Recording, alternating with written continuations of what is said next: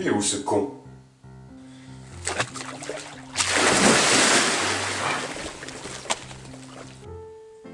Oh Gradboule, tu crois que ta prochaine vidéo elle va se faire toute seule? En plus ça fait des plombes que t'as plus rien sorti. Alors ramène ta fraise et mets-toi au boulot. Fais chier. C'est bon, j'arrive.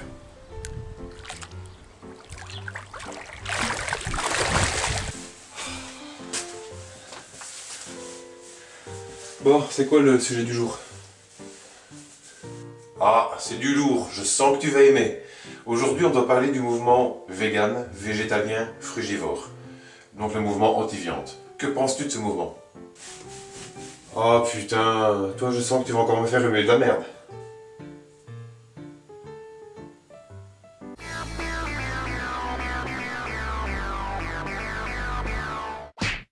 Non mais vas-y, laisse-toi aller, déballe, je sens que ça va être fun. Oui, et moi je sens qu'on va encore se faire des amis. Mais on s'en fout, vas-y, balance. Ok, donc c'était quoi la question encore? Le mouvement anti-viande actuel, tu en penses quoi? Non mais je confirme, hein, c'est vraiment une question de merde. Bon, quand faut y aller, j'ai un peu tendance à penser que c'est un panier de crabes. Mais malgré tout, je sais qu'il y a des gens vraiment bien dans ce mouvement. Des gens qui sont pleins de bonne volonté et qui désirent juste améliorer la vie sur cette planète. Et étant moi-même frugivore, granivore, crudivore, je suis tout à fait d'accord avec les fondements de ce mouvement. Être en bonne santé, respecter la vie, respecter l'environnement, c'est vraiment ce qui me correspond le mieux. Hein. Et puis il y a les autres, ceux qui se disent vegan, végétalien, frugivore, fruitarien, rotilfort, aïcarp cheneque, et qui sabotent le mouvement de l'intérieur. D'ailleurs, ceux-là, je les soupçonne d'être des omnivores en infiltration. Ah, sabotage! Histoire de structurer un peu tout ce foutoir, on va les classer par catégorie. Allez alors, on commence avec les incohérents. Ceux qui passent leur temps à se contredire. Il faut être à l'écoute de son corps. Oui, mais il faut bouffer le matin même si tu n'as pas envie. Oui, mais il faut écouter son corps. Bien sûr, et aussi lui mettre tous les jours dans la tronche 2500 calories pour les femmes et 3000 calories pour les hommes. Et si t'as pas faim, tu te forces. Et pense à utiliser chronomètre aussi. Parce que tu ne peux pas être en bonne santé si tu n'utilises pas chronomètre. Certainement, mais il faut écouter son corps. Tout à fait. Et pense aussi à lui mettre minimum 3 litres de flotte tous les jours dans la tronche. Et ce, même si tu es végétalien et que ta bouffe est essentiellement composée de flotte. Certes, mais il faut écouter son corps. Indubitablement. Et surtout évite de manger trop de graines ou de noix, même si ça règle tes carences. Parce qu'il paraît que le gras c'est pas bon. Ouais, mais vous faire quoi à la fin? Écouter son corps ou lui imposer des trucs à la con? Et oui, il faut écouter son corps. Et non pas les conneries que racontent tous ces gens qui sont en mauvaise santé et qui n'en ont même pas conscience. Ensuite, on passe à ceux dont la crédibilité est pratiquement inexistante. Là, je pense à certaines vidéos que j'ai vues sur YouTube ou Facebook de certaines personnes qui se disent en forme ou sportives. Vous, je sais pas, mais moi, voir un jeune de 20-25 ans gigoter devant sa caméra pendant 5 minutes pour faire genre. Ouais bébé, t'as vu comment que je suis en forme? Et t'as vu comment que je suis bonne? Ça ne m'impressionne pas. Ça a plus tendance à me faire pitié en fait. Voir des jeunes de cet âge-là faire 15 minutes de sport ou 50 km à vélo, ça non plus ça ne me laisse pas sur le cul. À leur âge, j'étais capable de faire bien plus que ça. Et pourtant, je bouffais de la viande, du sucre, des gluten, du coca, des pizzas, des McDo, des mitraillettes Belcanto sauce Giant, etc. Donc, la seule chose que ces gens-là démontrent, c'est qu'ils ne sont pas tétraplégiques en gros. Voilà, ça ne va pas plus loin. Quand je vois le déchet que j'ai été lié à un an d'ici, quand je vois la patate que ça m'a donné de changer d'alimentation, et quand je vois de quoi je suis capable maintenant, je trouve ça aberrant de voir que des jeunes de cet âge-là, qui prétendent avoir la meilleure alimentation sous prétexte qu'ils ne consomment plus de produits animaux, ne sont pas foutus de faire mieux que ça. Mais bordel de merde, si vous aviez la même patate que moi, vous feriez tous des marathons, des ultra-trails, des triathlons, du MMA, des acrobaties ou je ne sais quel sport de haut niveau. Ouais, c'est là qu'on se rend compte que les véganes n'ont pas plus d'énergie que les omnivores. C'est dû à quoi selon toi? À ton avis? Le sucre? Et oui, encore et toujours le sucre. Que ce soit raffiné ou pas, naturel ou pas, complet ou pas, ça finit de toute façon toujours en bitume dans les cellules. Et c'est ça qui rend faible. D'ailleurs, tout ça me rappelle une petite anecdote. Il y a pas si longtemps, j'ai rencontré un abonné, un omnivore qui s'intéresse à l'alimentation et à la forme physique. On a été boire un verre et on a pas mal discuté. Bon, je ne vais pas vous raconter tout ce qu'on s'est dit dans les détails, je vais juste vous résumer ce qu'il pense dans les grandes lignes.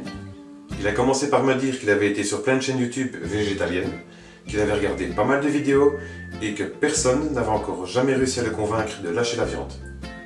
Jusqu'à ce qu'il tombe sur mes vidéos. Et que suite à ça, il avait été jusqu'à modifier 95% de son alimentation. Alors je vous dis pas comme ça m'a fait plaisir. Non seulement j'ai aidé quelqu'un, mais en plus de ça j'ai sauvé des animaux. Ensuite on a parlé énergie, et on a fait la constatation suivante. Les omnivores sont à peu près là. Les végétaliens sont à peu près là aussi. Alors qu'en fait ils devraient être là-haut. Mais oui, s'ils s'alimentent mieux, ça veut dire qu'ils s'envoient du bien meilleur carburant. Donc ça veut dire qu'ils sont censés être beaucoup plus en forme. Et aussi beaucoup plus performants, aussi bien mentalement que physiquement. Logique. Et pourtant c'est pas le cas. Bon, je ne suis pas en train de vous dire, vous êtes tous là, moi je suis là, et je vous regarde aux bandes de nazes. Non, peut-être. T'es vraiment un fouteur de merde, hein, toi.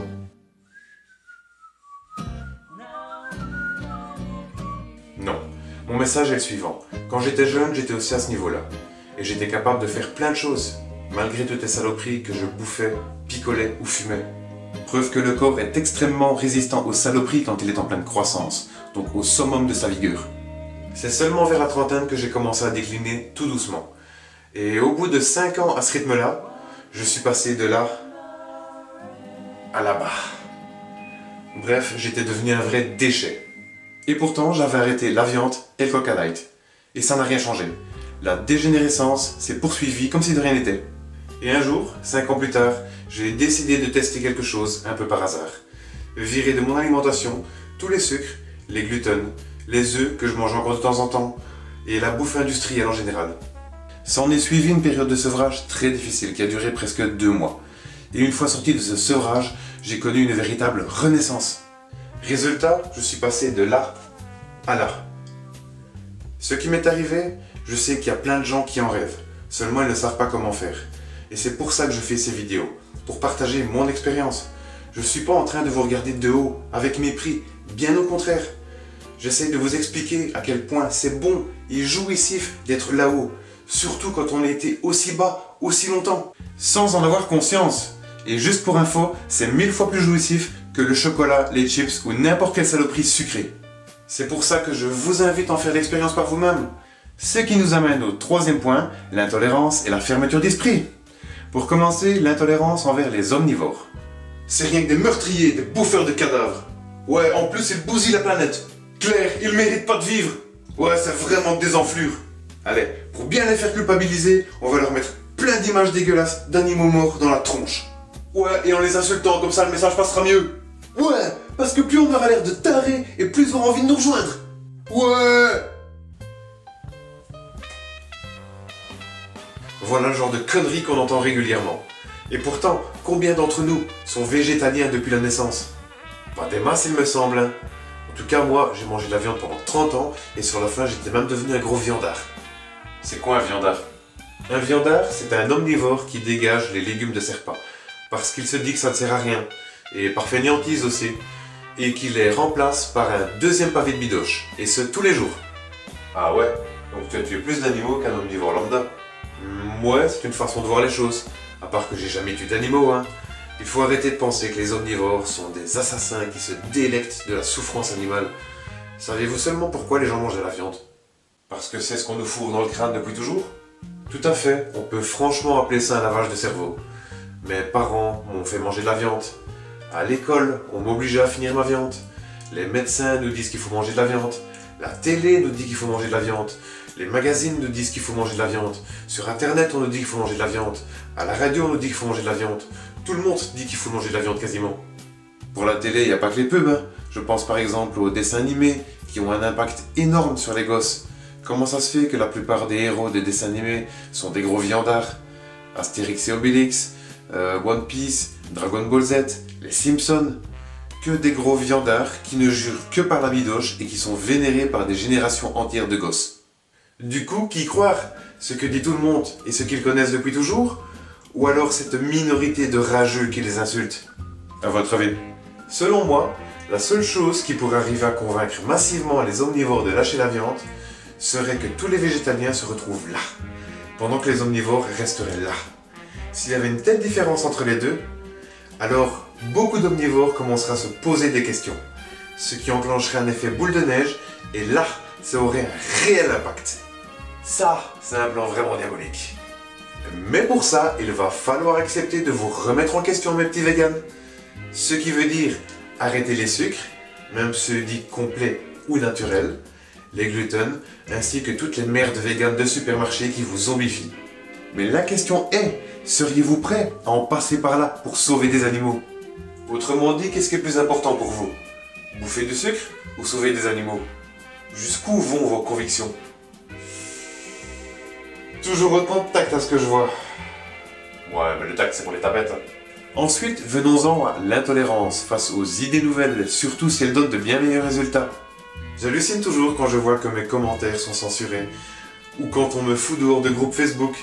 Tout ça parce que je raconte mon histoire, que je parle de sucre, ou que je parle de graines de chanvre. Ces gens-là n'étaient pas censés être tolérants et ouverts d'esprit? Apparemment non. Conformisme et Gestapo sont au rendez-vous. Si ça se trouve, ils ont juste eu peur, parce que tu as des bien meilleurs résultats et que tu les fais passer pour des charlots. En plein dans le mille et mille. Ce qui nous amène au point numéro 4, la jalousie. Jalousie envers ceux qui font de meilleures vidéos, envers ceux qui ont plus d'abonnés, ou envers ceux qui arrivent à faire du fric avec leurs vidéos. Ce qui aboutit toujours à des commentaires, ou des vidéos clash complètement immatures qui visent toujours les mêmes personnes. Comme Thierry Casasnovas par exemple. Voilà quoi. Le mec, ça fait des années qu'il se casse le cul à aider les gens gratuitement, et le jour qu'il a commencé à toucher un peu de thunes sur des extracteurs de jus, ça fait scandale. Comment ça se fait? C'est pas illégal de vendre des extracteurs que je sache. Non, ça ne l'est pas. Mais alors, il est où le problème? D'après ce que j'ai pu comprendre, la population de cette planète a des mœurs vraiment étranges que j'ai beaucoup de mal à intégrer, surtout en ce qui concerne l'argent. Genre? Bah apparemment on n'a pas le droit de faire du pognon quand on fait quelque chose de bien ou quand on aide les autres. Thierry par exemple n'a pas le droit de vendre des extracteurs, et encore moins le droit de toucher des thunes dessus, parce qu'il aide les gens à aller mieux. Par contre, il est tout à fait légitime qu'un marchand d'armes ou qu'un pornographe se fasse des millions par jour. Ça ne choque personne. C'est pas faux. Thierry n'a pas de château, il n'a pas de yacht, il n'a pas d'avion, il n'a pas d'hélicoptère, il ne change pas de Ferrari 3 fois par an. Du coup, pourquoi on emmerde? Selon vous, lequel est le plus dangereux pour cette planète et sa population? Le PDG de Nestlé? Celui de Coca-Cola? Celui de Monsanto? Celui de Nike ou Adidas? Ou bien celui de Regener.org? Et lequel se fait le plus de fric? Et lequel est-ce qu'on emmerde le plus avec des vidéos clash à 2 balles? Et selon vous, lequel des deux est le plus important et utile dans notre société? Le footballeur professionnel ou le pompier professionnel? Bah oui. Et pourtant, celui des deux qui touche les millions, c'est jamais le pompier. Logique. Allez alors, on passe à la dernière catégorie. Je sais pas trop comment les appeler en fait. Vous savez, ceux qui ont des œillères et qui refusent de les enlever. Les hypocrites? Certains sont, mais pas tous. Allez, exemple. L'homme n'est pas censé manger de la viande parce qu'il n'est naturellement pas équipé pour ça. Il n'a pu le faire qu'après avoir inventé la hache et le feu. Preuve qu'à la base, on n'est pas des omnivores. Dis-moi, cousin, l'homme, il a inventé des machines pour extraire le sucre des plantes avant ou après avoir inventé la hache et le feu? Selon toi? Ben, après. Ok. Donc tu seras d'accord pour dire que si l'homme n'est pas fait pour bouffer de la viande, alors il n'est pas fait non plus pour bouffer du sucre. Mais, si vous me le permettez, on va faire un petit arrêt sur image. À cet instant précis, le vegan se sent coincé. Mais il n'a pas dit son dernier mot. Il va nous sortir sa botte secrète. Tenez-vous bien. Vous êtes prêts? Attention, ça va faire mal. Hein? Mais on a besoin de sucre. La preuve que non. C'est du bitume. Ça rend faible, con et accro. Je m'en fous, j'ai jamais essayé de vivre sans, je sais pas ce que ça fait, j'ai pas l'intention d'essayer, mais je sais que tu as tort. Si tu le dis. Au fait, tu savais que les fruits de maintenant n'ont plus rien à voir avec les fruits d'avant?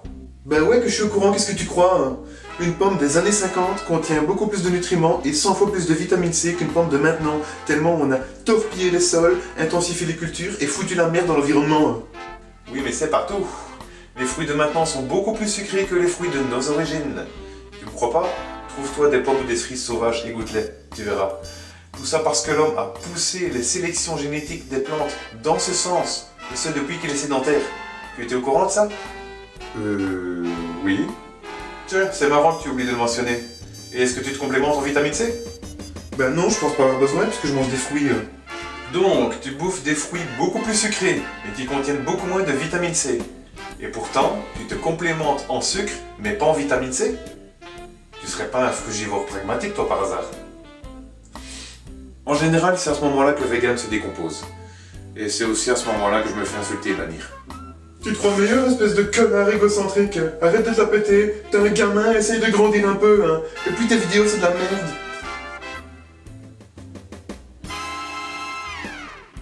C'est comme si notre civilisation avait placé la barre tellement bas que personne n'éprouve plus de honte. Voilà à quoi ressemblent la plupart des discussions que j'ai eues avec les végans. Et voilà pourquoi je me fais régulièrement censurer ou bannir. Beaucoup ne sont pas prêts à affronter la vérité. Bah, faut les comprendre, hein. Certains sont suivis par des milliers de personnes. Et tes théories démontent la plupart de leurs vidéos et les fait passer pour des flemmards carencés. La pilule est dure à avaler, hein. Je sais, c'est con, hein, parce qu'on pourrait vraiment faire bouger les choses rapidement, aussi bien pour l'environnement que pour les animaux. Mais non. Bah oui, bouffer du sucre et faire des vidéos buzz à la con, c'est plus important. Bon, si tu n'as plus de questions, on va s'arrêter ici pour aujourd'hui. Juste une dernière question, pourquoi tu fais cette vidéo? Je crois que j'avais besoin de vider mon sac, sans qu'on me censure. Ah, ça se comprend, mais certaines personnes risquent de se sentir visées et ne vont pas apprécier. C'est ce qu'on dit, hein, il n'y a que celui qui se sent morveux qui se mouche. C'est pas faux. La bonne humeur, la patate, la joie de vivre, ça vient de l'alimentation. Et un mouvement de rageux qui insulte ou bannit ceux qui sont différents, c'est forcément un mouvement qui est frustré parce qu'il bouffe mal. Allez alors, ce sera le mot de la fin. Dans la prochaine vidéo, on parlera des muscles, je vous expliquerai le défi que je me suis lancé, et je vais essayer de sortir ça sans traîner. Merci d'être toujours plus nombreux à me suivre, ça me touche énormément. N'hésitez pas à liker, à partager et à vous abonner. Et surtout, que la méga patate soit avec vous!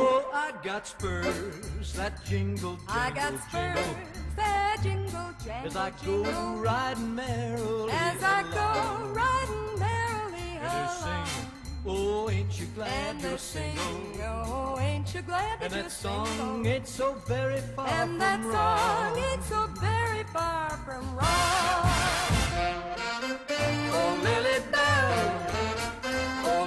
Bell, though I may have done some fooling, this is why I never cried and I never spells. That jingle, jingle, jingle, that jingle, jangle, as I go riding merrily, as I go riding merrily along. Oh, ain't you glad you're single? Oh, ain't you glad that you're single? And that song ain't so very far from wrong. And that song ain't so very far from wrong.